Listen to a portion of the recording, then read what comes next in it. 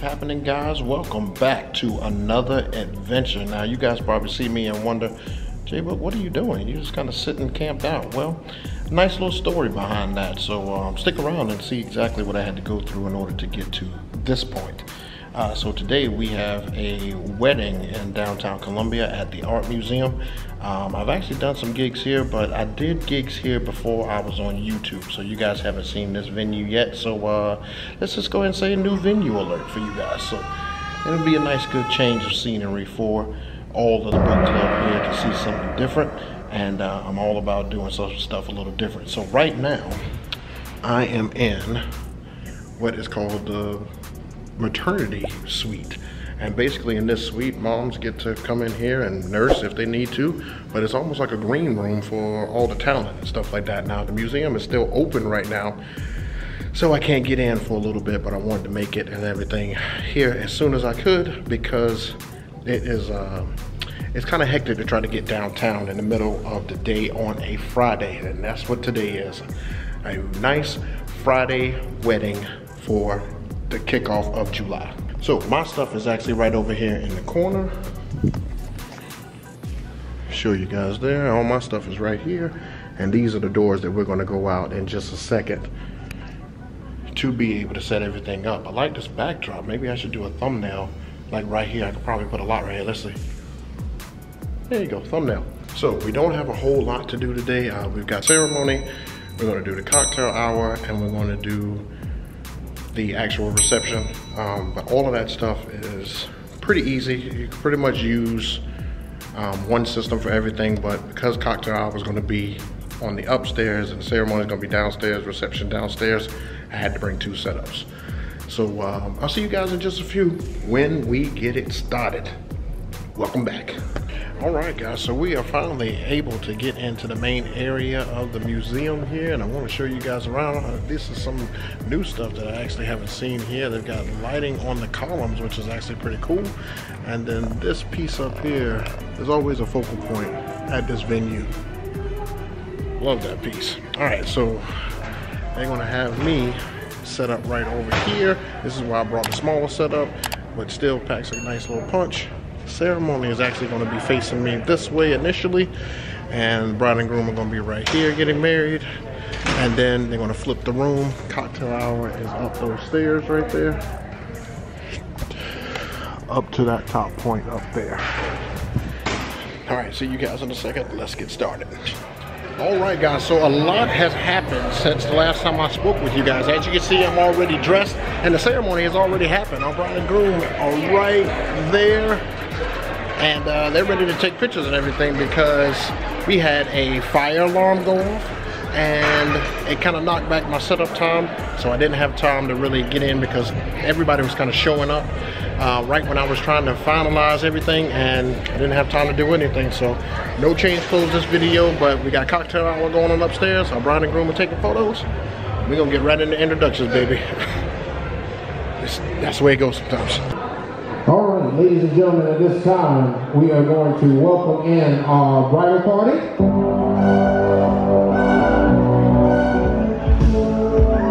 And ladies and gentlemen, if you are not standing, make sure you stand up. Make some noise for your bride and groom for the second time today, Mr. and Mrs. Blake and Rachel Tiller.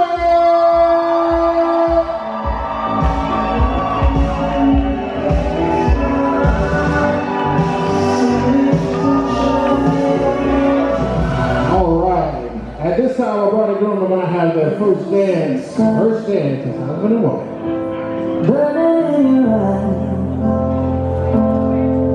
You love.